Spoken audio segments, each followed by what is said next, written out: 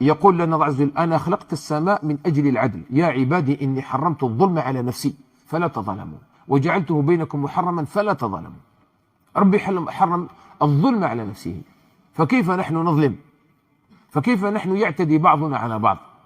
فهذه الكلمة اللي قالها ربي سبحانه وتعالى: وأقيموا الوزن بالقسط ولا تخسروا الميزان، جاءت في قوم شعيب، وجاءت كذلك في هذه الآيات ينهى فيها الله تبارك وتعالى عن التطفيف في الكيل والميزان، وهو من أعظم الأمور جرما عند الله عز وجل. وإذا وقع هذا الأمر بين الناس منع الله القطر من السماء. ولذلك اليوم شوف كثير من الناس، يعني كان كثير من الناس وشفناهم بعيننا، وتشوف أمور عجيبة جدا. يعني الناس اللي راهي تبيع مثلا اللحم والدجاج، والناس الذين يبيعون الخضر خاصة بالذات، هذاك التطفيف الكيل والميزان هذاك دير في بالك، يعني دير مليح في بالك يا أخي الكريم، شحال راح تربح؟ قدر شحال سرقت الناس. كاين بعض الناس واش يديروا؟ حاجة تسوى مثال 20,000، هو واش يدير؟ يبيعها للناس ب 15,000، والناس كامل تفرح، تقول لك هذاك يبيع ما شاء الله نوعية مليحة و15,000. واش يدير هذاك الإنسان؟ يسرق لك 50 غرام 100 غرام ويولي يعاود عليه باش يمشي الحالة، هو راه يربح بهذيك الطريقة.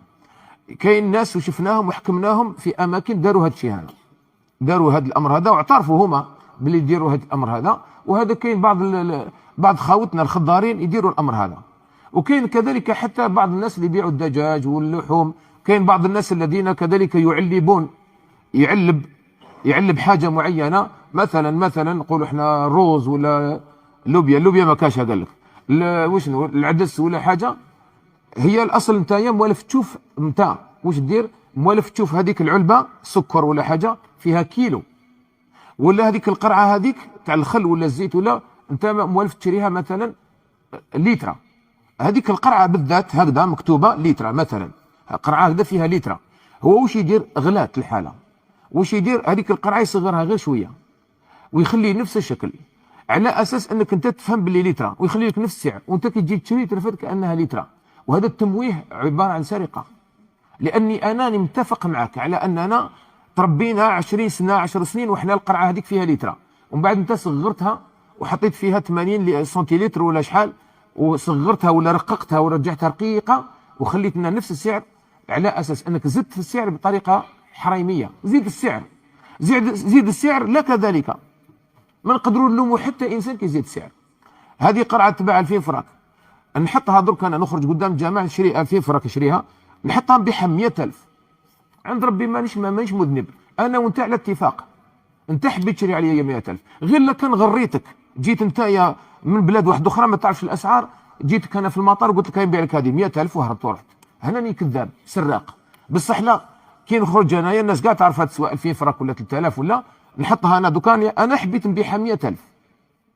المهم اننا نتفقوا انا وانتيا، الا في الامور اللي تدعمهم الدوله ما يجوزلكش انك تاخذ فيهم في التسعير، لان هذا امر مدعم، دعمته الدوله الزيت ولا حاجه ولا حطاته قال باش المستهلك يقدر يوصل له بهذيك الطريقه، ما تقدرش انت تحكموا دير فيه واش تحب انت. وكذلك نفس الامور اللي الان الناس يسرقوا بطرق اللي قلت لك عليها تاع الخضارين وغير ذلك. انا نتعجب والله، هذا اللي يقول عليه النبي عليه الصلاه والسلام في اخر الزمان يبيع دينه بعرض من الدنيا، يبيع دينه باش بحاجه قليله من الدنيا. والله غير شوف لي انت شحال شارجيت هذيك اليوم شحال قضيت 4 ملايين 5 ملايين ما نعرف شحال تقضي، نقولوا قضيت ب 5 ملايين، شحال راح تفيد في هذاك النهار؟ نقولوا فرضنا راح تفيد مليون، انت هذيك الحرام شحال ديت في الحرام؟ 300,000 400,000. علاه تحرم كاع دراهمك بهذوك شويه؟ علاه تبيع دينك بهذيك شويه هذيك؟ علاه ما تديش 500,000 نظيفه وتروح تدي؟ وخليك هذوما خاوتنا لي مونداتير، ربي يهدينا ويهديهم، هذوما لي مونداتير الا من رحم الله. كاين ناس يخافوا الله وكاين ناس متقين، كاين ناس ما شاء الله يخدموا بالحلال، ربي يجازيهم خير. وطوبى لانسان يخدم بالحلال في الوقت كما هذا، يعني كما نقولوا احنا نوجه له تحيه لانسان عاش في هذا الوقت هذا وراه مازال يتحرى الحلال. والله طوبى، جهاد، اكلوا الحلال اليوم والله جهاد. الانسان يخدم مونداتير يشري سلعه كذا، ومن بعد تبدا من الفلاحه، من هذاك الفلاح وطلع تجيب انت حبه بطاطا هكذا هي توزن 40 جرام ولا 50 جرام وانت دير لها 30 جرام تاع تراب. شغل تنحيها بالعاني بالتراب تاعها بالعاني باش تبيعها للناس بالتراب نتاعها. يعني التراب ولا تراب تشري تراب انت صح. اذا كان نحيتها ما قدرتش تنحي تراب وجاتك مشمخه على بالنا الحكايه كيفاش دايره وقدر ربي جات مشمخه شويه ولا كذا، ما يجوز انك تبيعها بترابها، ما يجوز لكش. ياك شفتوا عمر بن الخطاب قال لهم الحليب ما تزيدلوش الماء، الحليب ما تزيدلوش الماء، حليب راني نبيع لك في الحليب ماشي نبيع لك في الماء. انا بعت لك الحليب خرجته من الضرع نتاع الدابه وجبته لك ونبيعه لك كيما خرجته من الضرع تاع الدابه. ومن بعد نقولوا علاه شتا حبست، نقولوا منين جاتنا المصايب سلط علينا ربي كلاب الدنيا اليهود ولا يلعبوا بينا. علاه؟ لان احنا في ذاتنا رانا نغشوا في بعضنا البعض. انا نصيحه لاخواني لي مونداتير الله يبارك كاع ما شاء الله يخدموا خير وبركه، ولا يكذب انسان على روحه. علاه ما تحللش دراهمك؟ علاه راك تموت للجوع انت؟ علاه ما تبيعش بالحلال؟ علاه كي تقول عطاوني وما عطاوكش؟ علاه تبيع حاجه بالميزان تسرق ميزانك؟ علاه تطبع السلعه اللي ماشي مليحه من تحت والسلعه المليحه من فوق؟ علاه دائما هذه الامور؟ علاه نديروا هذا الشيء هذا؟ النبي عليه الصلاه والسلام كان يامرهم خدعوك ما تخدعش الناس، خدعوك فككها السلعه، فككها السلعه، دير الصغير وحده والكبير وحده وبيع للناس عادي. يعني الان كم من حاجه الان الناس اليوم باوراقها كاين اشياء ينحيه الورق اكثر منه، الورق نتاعو اكثر منه. واش دير به الورق هذاك؟ واش تعمل به انت؟ لما تبيع انسان مثلا بسباس ولا اي حاجه وتجيب له الورق بزاف، علاه؟ ما هو الغرض من هذا؟ ما هو الغرض؟ يعني تعرف الناس يخدموا بالورق نتاعو هذا؟ ما يخدموا بالورق حاجه.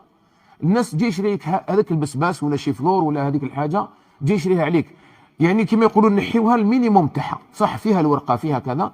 دوك الان تروح لبعض الاماكن هكذا الاوراق هذيك حاجه كبيره وبعد تخرج انت هكذا قيش هكذا قدر هذا تنحي وتشريها بالغلا.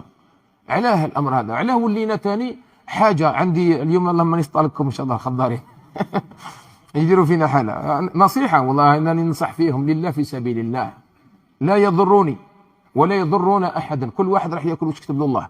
والله نصيحه ليهم، والله اتكلم الكلام هذا لمصلحتهم فقط، باش الانسان يخاف الله.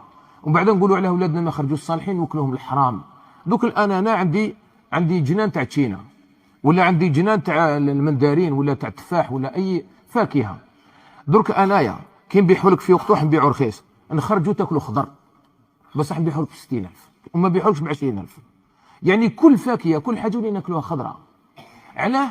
باش هالسنه كاع نرجعكم كاع تتوحموا وتاكلوها قبل وقتها وتاكلوها بالغلا. حتى نتايا تشوف تشينا دخلت في اوت تشريها 60,000 50,000 تشريها بصح خضره ناشفه طايحه في الارض تجيبها لك. علاه نبيع القارص خضر هذا خضر هذا خضر مازال ما نضجتش؟ قال النبي عليه الصلاه والسلام حتى يبدو زهوه، حتى يزهو، حتى يبدو نضجه، حتى يبدو، حتى خلاص كي تشوفها هكذا تما تقدر تبيعها. حرام حرام علينا. على بالك عباك بلي الدين تاعنا ما خلى والو باش تاكل الصفا. كاين حاجه يا ايها التاجر، كاين حاجه يسموها الشفر، العدد نتاع الدراهم اللي تدخلهم، وكاين حاجه ما تقدرش تحققها نتايا يمدها لك ربي، هي البركه تاع الشفر هذاك. تقدر تدي ملايير ومن بعد تتفر غير فيك.